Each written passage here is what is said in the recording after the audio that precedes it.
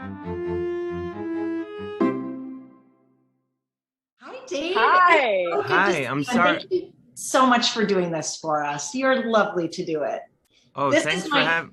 oh, my pleasure. This is my nephew, Kai, and he's been doing this for two Hi, years. I quit, but now I'm back. you're back. Hi, Kai. Oh, I love your shirt, Kai. Thank you. Conveniently designed by Mr. Hill, I'm honored. I'm Mr. sorry Dave I'm a Hill. few minutes late today. I uh, I was scrambling to get myself together. No, not at all. So, we're happy to have Mr. Dave Hill with us today. He's a truly multifaceted comedian, musician, podcast host, and so much more. He is one of a kind in his combination of comedy with his many interests, whether it be music or interviews or writing. He's also written three critically acclaimed novels and has written for various magazines and newspapers, including Vice, the New York Times, the Paris Review, and the Cleveland Plain Dealer.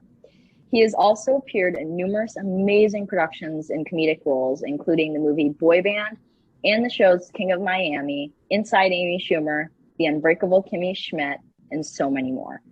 We would be remiss if we didn't mention his musical work, which includes his guitar playing, his band Valley Lodge, and so much more. He also has some amazing merchandise, which I am wearing Oh, today. thank you. Welcome the spectacular Mr. Dave Hill. Thank you. Thanks for having me. So you're a widely praised and very accomplished comedian. Have you always had a talent for comedy? Like, were you a funny kid? Uh, I guess, I guess I was considered a funny kid. You know, maybe a weird kid, I guess people thought. I think people think I'm probably a weird kid now. Were you good in school?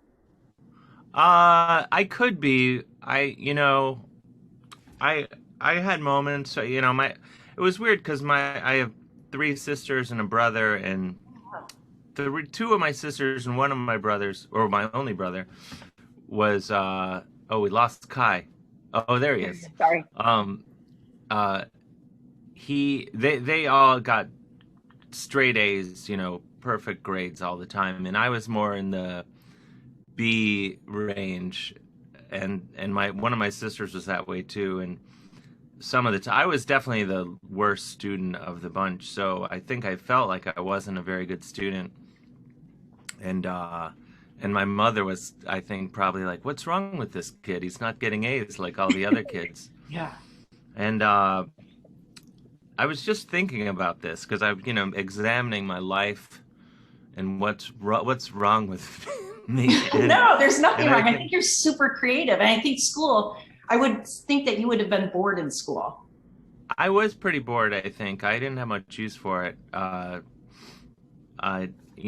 did when I was in high school, just because I think I wanted to see what it was like to get straight A's. So I did it once for one semester, my sophomore year in high school. So I would have been 15. I decided I would go to the library every day after school and do my homework. And I got straight A's, first honors, and I just thought, well, whatever. And I just went back to my old ways right after that. I did it for one semester, proved that I could do it, and then I just went back to B's. And then by the time I got to college, I really didn't have a lot of. I wanted to be a visual artist and a musician. So by the time I went to college, I was studying, more, I guess, liberal arts classes. I don't even know what they're called now, but that's what they were called then. I love Um, in your that Pride of Cleveland. I love how you play the guitar and you do it like you're talking. It's great. Like it's I know other oh, musicians thank you. absolutely do it, but the way you do it, it's so funny. Oh, thanks. Well, yeah, I started. It really started. I would do shows with, and there'd be a backing band, and so I started. My friend Greg Barris used to do a show, and he had in New York, and he had a backing band. So I started bringing my guitar along because I used to keep them pretty separate, the music and the comedy. And then I start whenever there would be a live. And my friend Tom Papa here in New York, he does a great show, Come to Papa, and there's a backing band, and it sort of evolved naturally where I would just do my stand up and play guitar. And yeah, it's sort of a way to punctuate the jokes and things. And it's also a fun, I like playing the guitar, and I sort of realized that playing fancy guitar licks is funny because it's so kind of ridiculous. So I have fun doing that, and it also, you can probably see a little bit here, it gives me, Oh my gosh, that's crazy. excuse to I collect, I don't know if I collect, I have about 20 guitars, and they're just, it's really the only thing that I'm in, I'm not into cars or whatever people buy. I'm not really, guitars are my own. Well, I take it back. I've started buying hockey jerseys, and I have a ton of clothes. So those are my three things, I guess. Clothes, or two things. You've been able to, like, I've never seen anyone that's been able to combine their many talents. Like, you combined your music with comedy in such an amazing way. What made you realize that you could combine comedy and music, and how did you actually start to? Oh, thank you. I think for a while I kept it separate because, when I started comedy in 2005, I hadn't really even seen a lot of live comedy. I'd only seen things on TV. So when I started seeing shows, that's when I was doing shows, and most of the musical comedy I saw was very sort of simple songs and things, and I thought, well, I don't want to do that, and because I was already playing in bands, and I don't, in my brain I just did this stupid thing where I kept them separate for whatever reason, and then, as I was saying, I started bringing the guitar along to shows where there'd be a live band, and it was just so much fun. Also, the little secret is when you play guitar in a comedy show, you only have to talk about half as much. So you only really need 5 minutes of jokes to do a 10-minute set if you bring your guitar along. Not that I really need that, I don't really need that handicap, but it is nice to, the guitar, since I've been playing the guitar since I was about your age. And Oh, wow. I guess if anything, it's kind of my security blanket. It's always been, something I can go to and work on. And as I've gotten older, I really enjoy it in different ways because I think with all the things I do, I feel like I'm just constantly learning and hopefully getting better. And, even, with any of them, guitar or comedy or writing or whatever, I feel like I'm just kind of getting the hang of all of, I think, like, hopefully by the time I get close to the end of my life, I'll feel like I figured out something. But I don't know, it's just a fun thing to, the guitar also, you have this, because there's a certain, I'm very anxious about everything. And going on stage, is pretty anxiety inducing. I really, when I'm on stage, I like it, but when any other time when I'm thinking about it, I just think, oh, how did I get myself into this mess? Like right now, I'm going on tour this week with my friend Puddle's Pity Party, and we'll be doing theaters, 1,000 people or whatever. And right now I'm just like, oh gosh, what a horrible idea. Dave, do you ever get hecklers? Sometimes, not very often. Okay. It's more, I've experienced it the most in the UK. It's more popular there. Okay. It's more of like when you go to Scotland and England and Wales. And what do you do about it? You have to, I'm not a fighter, but I think if someone starts a fight, you have to finish it. So, I've never been in a street fight, but if someone starts something, I'll finish it. So With heckling, you can't let the heckler win, so it's kind of like you have to it's a muscle I had to develop pretty quickly once I started performing in the UK. You have to just be ready for it. Plus, when you go over there, depending on how far, what area you are, the accents can be so different that it's hard to, you get in Scotland and a Scottish heckler, it's almost impossible to understand what they're saying. So you have to replay what they said in your head before you can even respond. So, they blah, blah, blah, blah, and then your brain has to go, what did he say? And then so it's your brain, you really have to stay sharp and on your toes. But it's, it's part of the fun, and it's annoying, but sometimes it can make for an interesting time. The only time it's frustrating is maybe when someone doesn't eventually shut up, but eventually maybe they get kicked out or whatever. But in general, if anyone's thinking of heckling, I would encourage them not to. I would never. You're Kai and I loved that video of the two videos. One during COVID, how you can ask the question. So there was like you did two, they were almost like documentaries. You did a house tour of where you were staying during lockdown. That was phenomenal.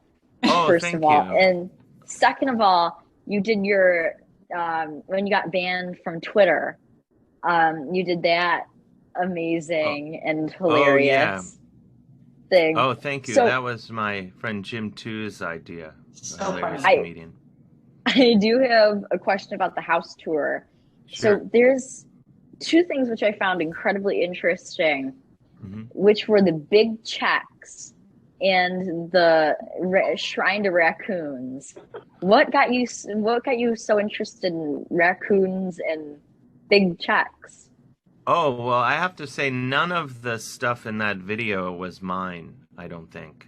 I have to think if I showed any of my own. Maybe I showed my guitar equipment, which would have been mine. But I think you showed your recording equipment. oh yeah, I had that set. I brought that with me. But when my girlfriend and I live in New York, and we're both originally from Ohio. We're both, I guess, from northeastern Ohio. I'm a little closer to Cleveland than she grew up. But so we went back to her mother's house for what we thought would be about 3 weeks, So we didn't, we kept our apartment and everything. We just kind of went away for a little bit, and then sort of quickly realized that, her mom needed our help. So we stayed, but in her house, it's upstairs is a finished apartment. So that's where we quarantined for a couple weeks before we, started hanging out with her. And then I pretty much stayed up there a lot and made that kind of my hangout. I would come down for meals and watch movies and stuff, but I would get up to my antics up there pretty much. And that apartment, I think, had not been touched by a decorator since about 1975. It's magic. And the checks were my girlfriend's dad, who passed away about 4 years ago, I think. He was really into going to casinos, and he would get these payouts from the casinos of whatever he won, and they would give him these big checks, and he would hang them. That was sort of his little cave that I turned into my cave, I guess. And so he had these giant checks up there, and I always get a big kick out of it. Hopefully, I don't know, maybe one day we'll hang the checks in our own home. You should. I think that's really sweet. Yeah, Nice. I think the raccoons maybe are my girlfriend's sister's, Those were awesome. collection, and yeah, they're really something. That's like the vase that you're going to take to the store in the West Village. I know that's What's that? That vase. There was a vintage vase. And you're like, this is probably good for about $700 or something like that. Oh, you know that? Yeah, the end of history. You know that store. Yeah. Well, that store. Yeah, when I moved to the West Village in 2006 in my first apartment there, And I went over to that store thinking like, oh, I'll get a little something for my apartment, and having no idea. And I walked to the store and I walked all the way to the back and I was like, how much is this? Thinking, it's $30 or something. And they're like, yeah, $700. And then I was like, oh no, how am I going to get out of this store? And so you're slowly backing away. How much is this? Until you're at the door and you're like, what about this? And then you're bye, and you run away. So, but my girlfriend's mom had, I don't, who knows how much it was worth, but yeah, that orange. It was beautiful. This story has a very sad ending. So we thought like, oh well, we'll see if it's okay to take this back to our apartment in New York. And so she said that was fine. And I was so excited. And it's so hard to park. We live in the West Village, and it's just impossible to park. So we were, my girlfriend's watching the car, and I was running everything up from the car, and I was exhausted, just, carrying this superhuman suitcase, everything we'd accumulated in the last year and all this. And the last thing I brought up was that beautiful orange vase, and I had it wrapped in my coat. And I was so tired, and I got all the way up to the apartment, and I thought, oh, I finally did it. I got everything up here, and I finally got this vase up here, and I thought I was like, oh, this is symbolic of something. We finally did it. We're back. And the vase dropped out of the jacket and smashed all over the floor. Oh, no. So it's just, and I just almost cried. And I felt so bad about it. And my girlfriend, thankfully, was very understanding and didn't get too upset. And I did find one on the internet, and I ordered it, but it's only about half as tall. But we still have it to remind us of the vase that we really loved. So cool. As I previously mentioned, you spent your sort of time in lockdown in Ohio, and you talk a lot about your hometown of Cleveland. In fact, one of your comedy specials was actually called Pride of Cleveland. What was it like for you to shift from Cleveland to New York? What was that like for you? I mean, it's not that hard because it's where I'm from. We were a little farther out, which is probably good, in terms of avoiding people, because we were in this tiny little town where I really, unless I went to the post office or the grocery store, which was really the only two things I did for activities, in terms of human interaction, I really didn't see anybody other than my girlfriend and her mom and our dog. I love your dog. She's so me too. Looks at you like she really loves you. I love her too. I mean, I really and that's this. Pardon? I really analyze this. My dog looks at me like she's bored, but your dog is like. Oh, and that's my crew, is my girlfriend, our dog, and her mom. It's the four of us. So, we had a lovely time. And aside from, the external stresses of the world and all that. But yeah, it was the only thing. It was, I would go running and I would go ride a bike, and I would not really see any people ever. Like once in a while, I would see someone from about 100 yards away. But I think in many ways, it was interesting for me creatively, because I started thinking differently and getting into different things that I wasn't. That's kind of the shirt you're wearing came about because of that, because I was always into art, always doing art, and it was sort of my first creative thing that I did in my life. And with the pandemic, I started going to the flea market, which I guess was my other activity. I would go to the outdoor flea market every Saturday and just buy objects like hatchets and saws and things, and I just started painting them. And then from that, I started making these patterns, and that shirt that you're wearing was originally a pattern I did on a saw that I gave to my friend Chris that he gave to his mom. And then my friend Corey works in fashion. I thought, these would look kind of cool on clothes. So we started making the clothes, just doing little runs of things. And so it was good in that way, and what else did I? And then I started making videos like riding my bike a lot. I would Oh, I make love those. those, and those are really I came love that about. Thank character. you. I, Well, thank you. It just it's sort of, like I mean, that's sort of my inner voice, really. Like, and I think I was just riding around and I started to imagine, like, I'm not running into anyone in this town, and I started imagining if I did run into anybody, who would it be? And naturally, I thought it would be people that wanted to fight me. So, the townies. yeah, It's so so funny. it just came about that way of just riding, being alone, and just imagining scenarios. Because people would always ask about, the townie punks, and I'd have to be honest. I'd say, I honestly never see anyone ever. The You townie know, punks. You so you're I'm sorry. Go ahead. also oh you're also a founding member of the power pop band Valley Lodge.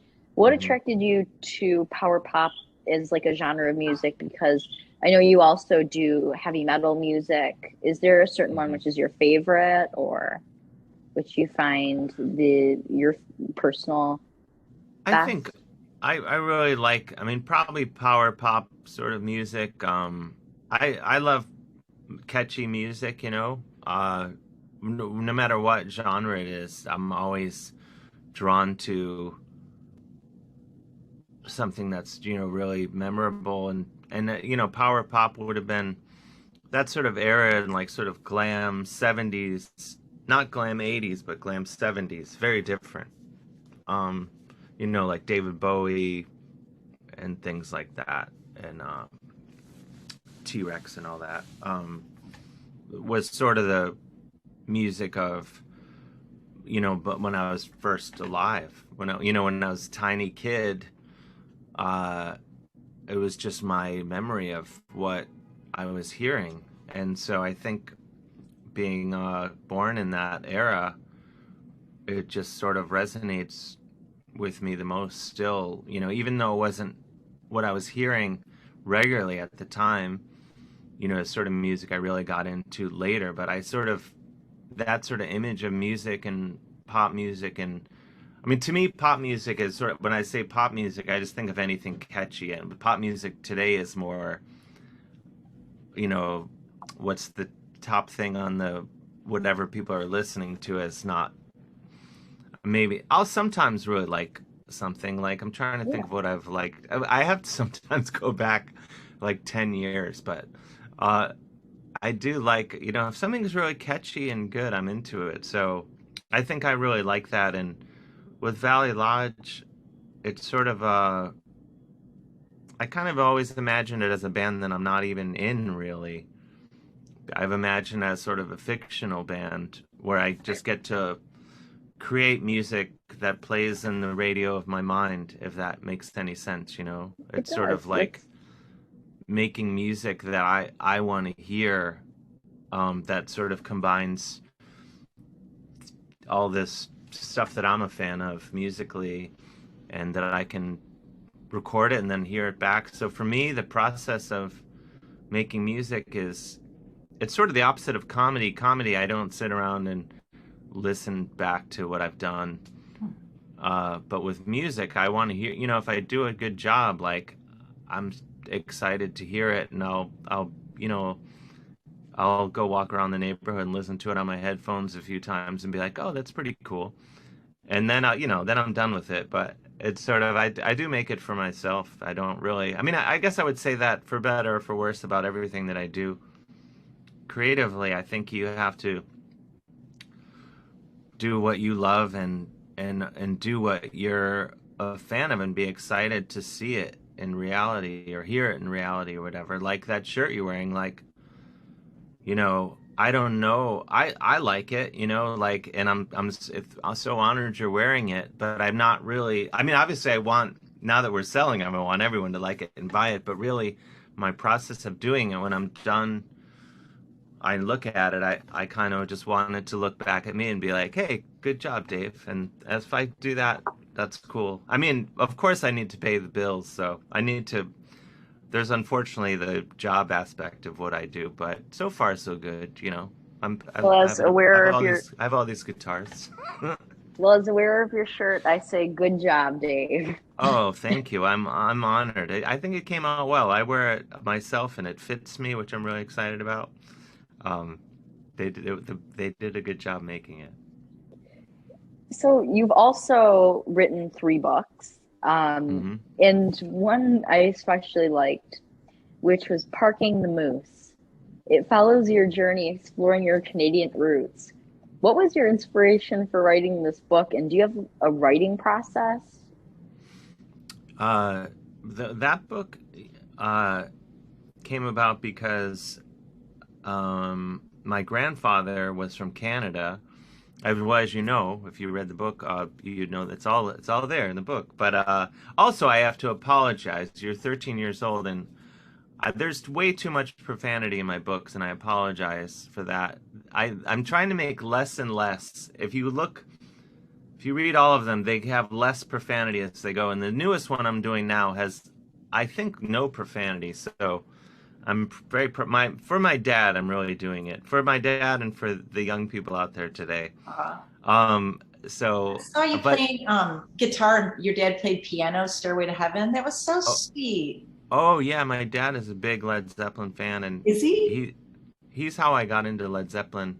Wow. Um, but yeah, the book came about. My publisher uh, came to me. Actually, it was very complex. You don't need to know the whole back. There's sort of multiple things, but that book came about sort of after my first book. This publisher came to me and said, do you want to write something having to do with Canada? And I said, my grandfather was from there, and he always told us growing up that Canada was the best country in the world. Which, when you're growing up in America, I don't know what it's like being a 13-year-old. I'm sure it's probably the same. But, you're taught like, oh, America, we're the best in the world.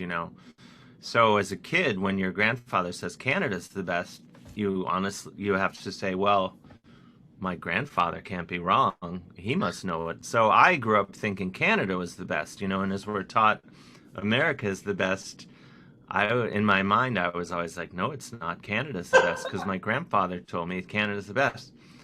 And he died when I was about a little younger, about 12, I think he died. And so I kind of forgot about the idea of Canada being the best.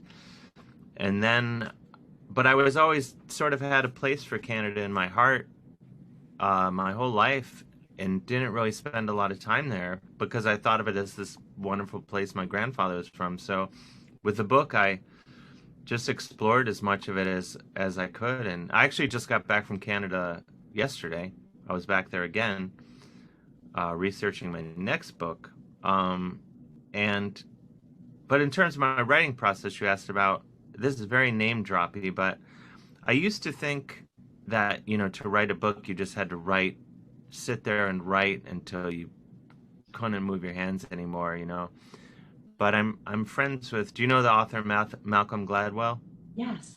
Uh, he is a friend of mine, and he lives just a couple blocks from me, and so I would always see him in coffee shops on his laptop, and I thought, well, this guy's the best-selling author. He must just write all day long. So one day I asked him, I said, is that what you do? Do you just write until you can't write anymore?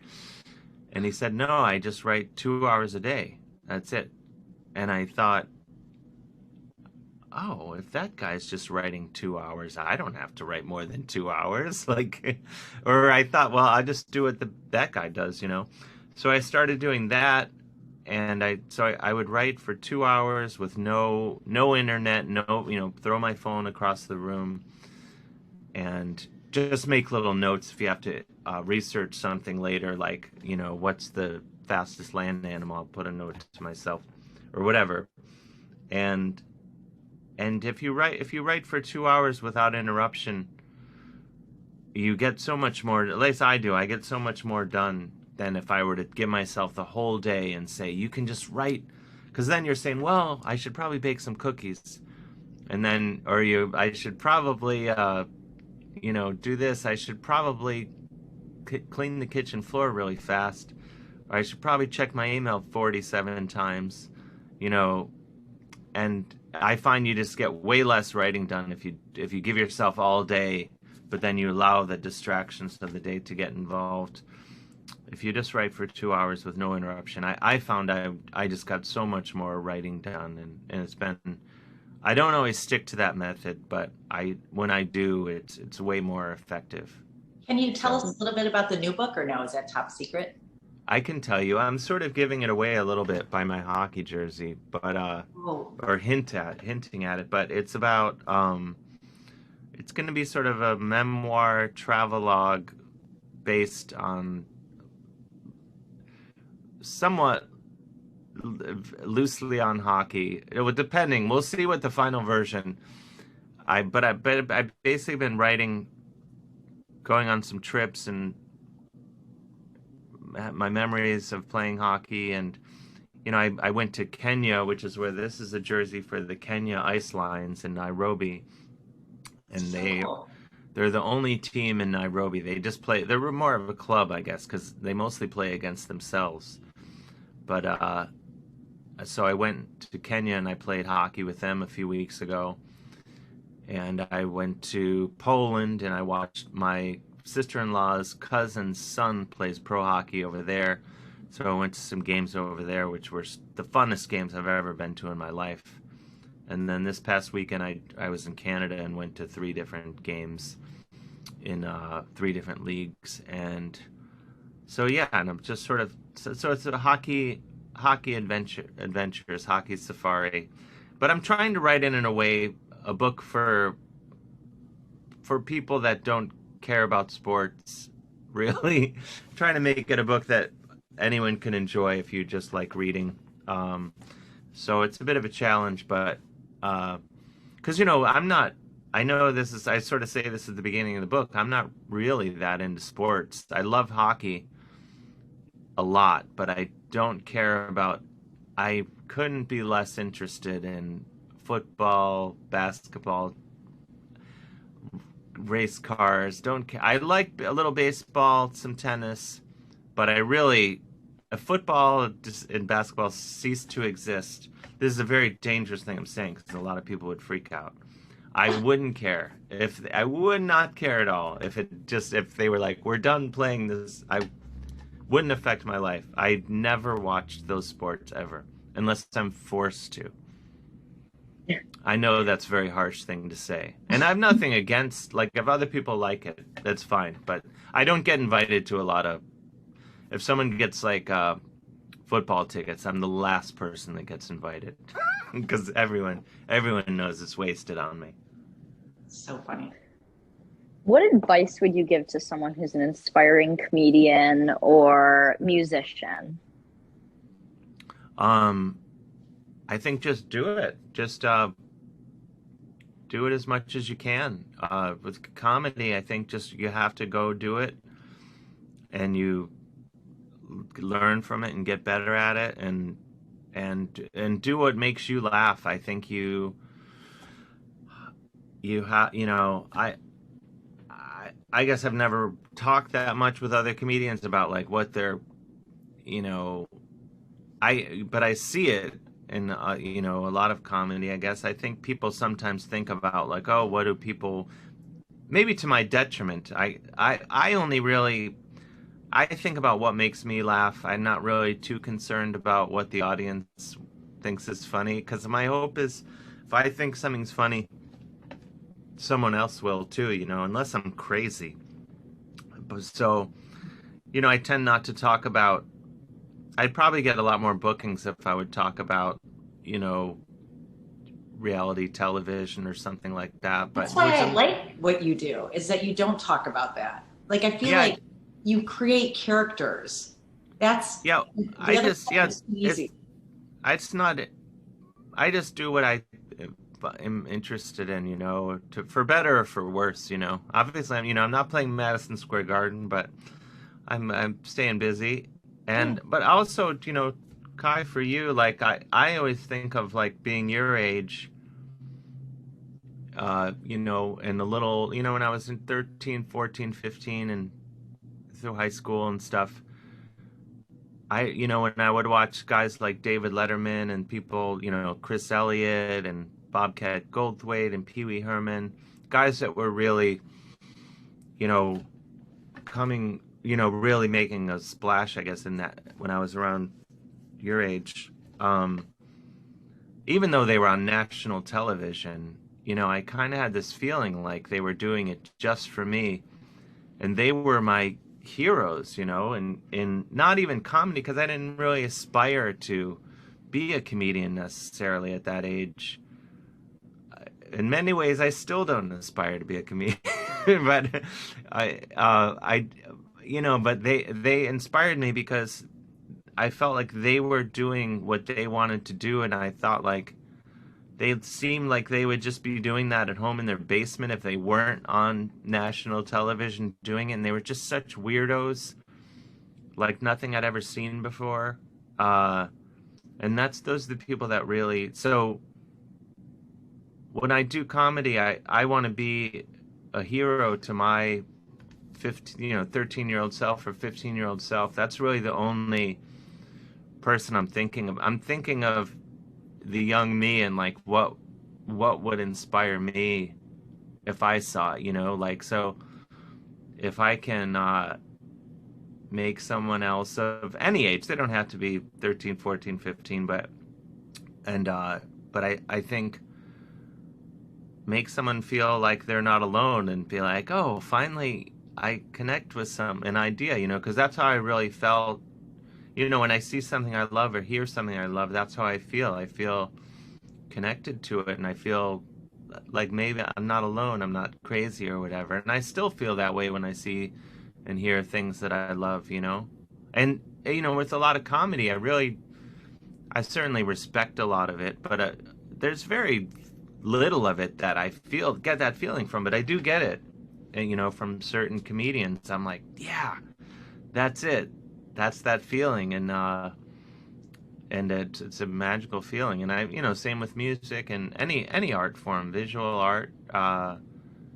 You know, I think that's what I go for. Anything creatively is just. I don't even know what the question was. Now I'm sorry. I really apologize. You know, I woke up. I woke up a little. You're really good at leading the brain, and then suddenly you're like, you lead the brain. I don't know if you're aware of it, but you lead us on a story, and then it's like, wait, what?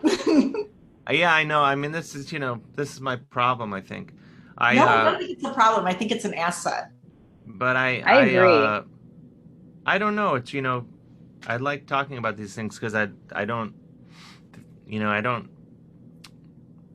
talk, you know, I like to think about them, and I don't know. Plus, I have to say I've only had one cup of coffee, and I got up about an hour or so ago. Yeah, we don't want to take any more time. Yeah. No. No.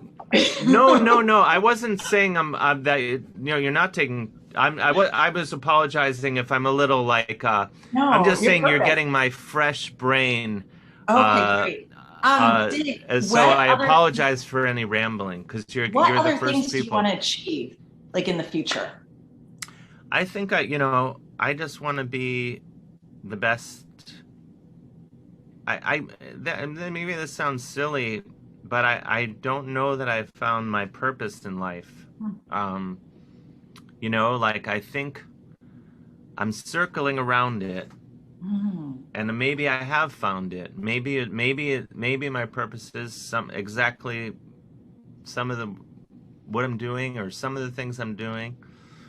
But sometimes I think that I, you know, maybe it's a shift of what I'm doing to maybe hone in a little more on a more specific thing that I'm doing, or maybe like maybe I was made for something else, and the skills that I'm, you know, I always say, like, people, I had lunch with a friend the other day, and he said he wanted to try, he just quit his job that he's had for years, and he said he was curious to try comedy. And I said, you should do it, because, you know, when I started, I wasn't starting it because I thought I wanted to have it be my career. But I thought, well, if I do this, then at the very least, getting on stage will make me more comfortable with going to a dinner at someone's house, which would normally be anxiety inducing, or Really? going to, yeah, it used to be like, you know, the idea of someone's like, oh, we're going to go have dinner at this guy's house or whatever. You know, I'd be like, oh, geez, I got to sit there and talk to people. That's, oh, no.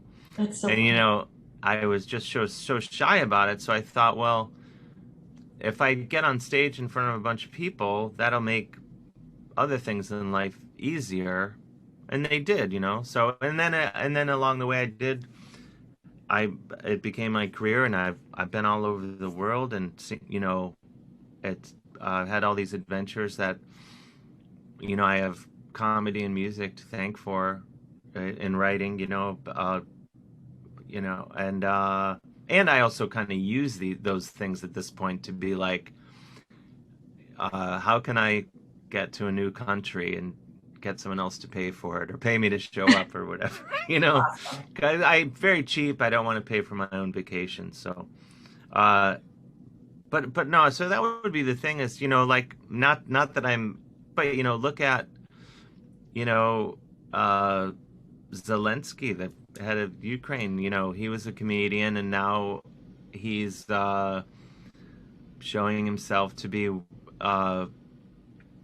you know, an example to all leaders of any sort, I think, in the world. And, you know, he's an astounding person, you know, we're seeing. And so, you know, not that I'm saying I'm going to be a politician or anything like that, but maybe what I'm doing now is preparing me to be like, no idea, maybe like the best dog walker. No, I would be a horrible dog walker. I'm great at walking dogs. I shouldn't say, I don't want to jinx myself, because I don't want to do that. I love dogs, but no, whatever. Maybe I don't know. Maybe I will. Maybe I'll be the president. Who knows? Never know. Or maybe who knows? I don't know. But hopefully, you know, I'll just figure out and become better at the things that I'm doing, and really be the best version of what I'm doing. You know, I feel like everything, as I said earlier, like, I'm just kind of getting the hang of comedy. You're great. Just kind of getting the hang of playing guitar. I'm just getting the hang of writing books, and Cool. and so yeah, I just want to be the best Dave Hill I can be, whatever that is, and hopefully I'll find the answer if I haven't already. It's been such an honor to have you and be able to talk to you. We are huge fans of yours. Thank you so much for joining us today. Oh, thank you so much. I hope I did all right. And you're not. I wasn't saying I wasn't. I'm happy to chat. So I didn't want you to give the impression that I was. Oh, no.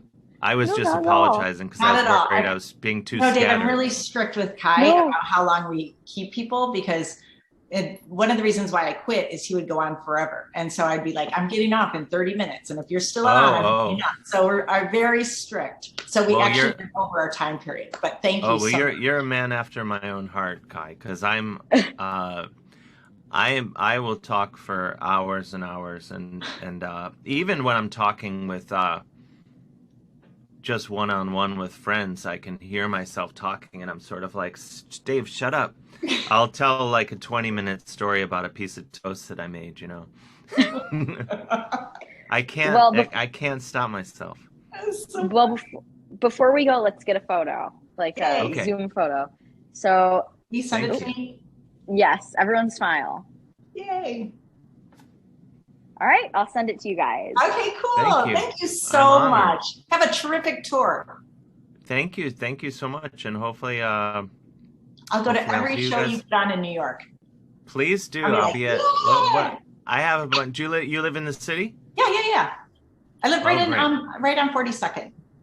Oh, wow. Yeah. Oh, I bet I know where you live. That City Winery one, I bought tickets, but then I was like, no. Postponed. It got postponed. Yeah, it's going to be May 7th now. I think it's going to be announced soon. Fun.